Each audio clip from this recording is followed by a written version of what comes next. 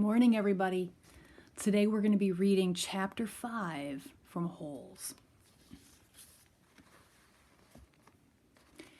There were 6 large gray tents, and each one had a black letter on it, A, B, C, D, E, or F. The first 5 tents were for the campers. The counselors slept in F. Stanley was assigned to D tent.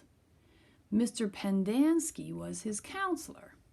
"My name is easy to remember," said Mr. Pendanski, as he shook hands with Stanley just outside the tent.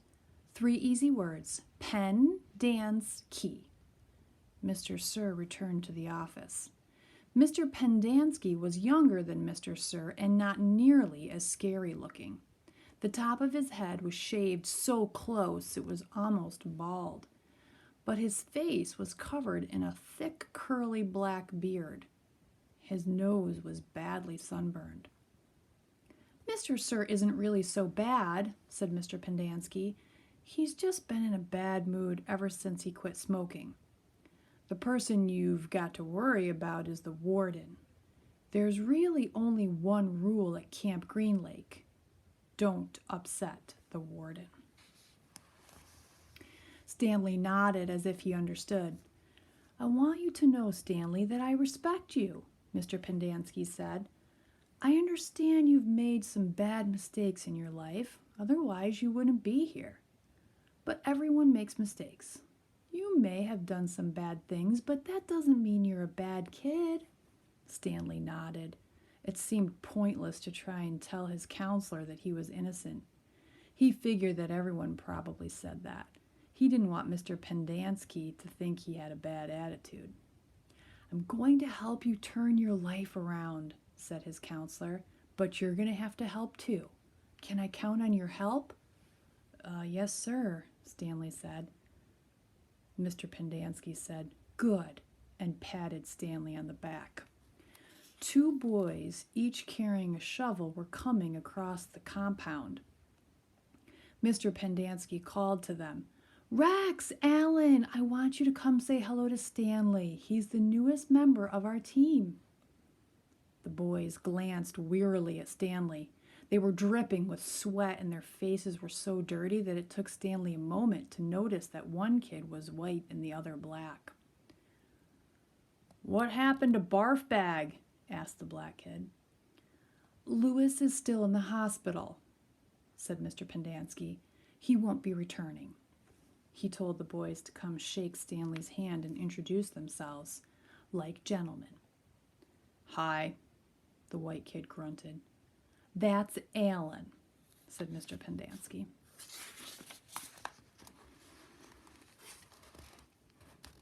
"My name's not Alan," the boy said. "It's Squid, and that's X-Ray." "Hey," said X-Ray. He smiled and shook Stanley's hand.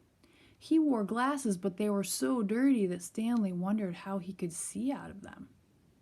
Mr. Pendanski told Alan to go to the rec hall and bring the other boys to meet Stanley. Then he led them inside the tent. There were 7 cots, each one less than 2 feet from the next one to it. "Which was Lewis's cot?" Mr. Pendanski asked. "Barf Bag slept here," said X-Ray, kicking at one of the beds. "All right, Stanley, that'll be yours," said Mr. Pendanski. Stanley looked at the cot and nodded. He wasn't particularly thrilled about sleeping in the same cot that had been used by somebody named Barf Bag. 7 crates were stacked in 2 piles at one side of the tent. The open end of the crates faced outward. Stanley put his backpack, change of clothes, and towel in what used to be Barf Bag's crate. It was at the bottom of the stack that had the 3 in it. Squid returned with 4 other boys. The first 3 were introduced by Mr. Pendanski as Jose, Theodore, and Ricky. They called themselves Magnet, Armpit, and Zigzag. "They all have nicknames," explained Mr. Pendanski. However, I prefer to use the names their parents gave them, the names that society will recognize them by when they return to become useful and hard-working members of society.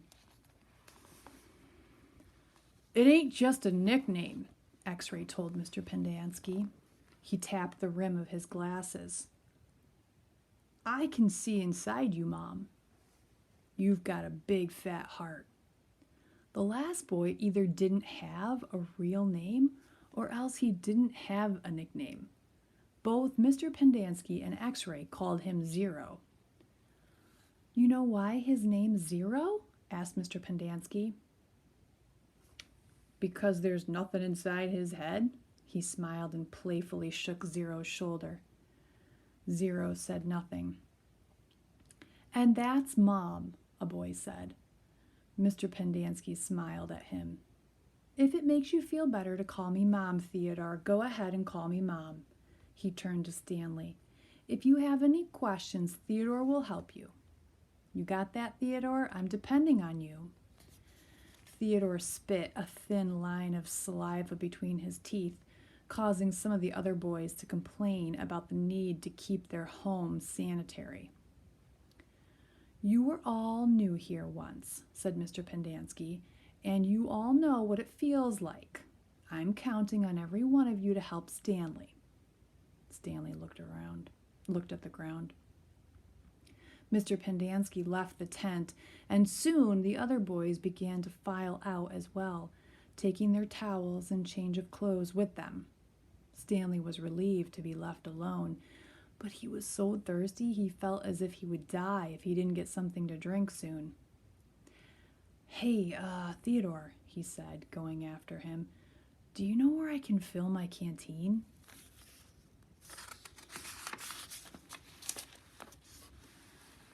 Theodore whirled and grabbed Stanley by his collar.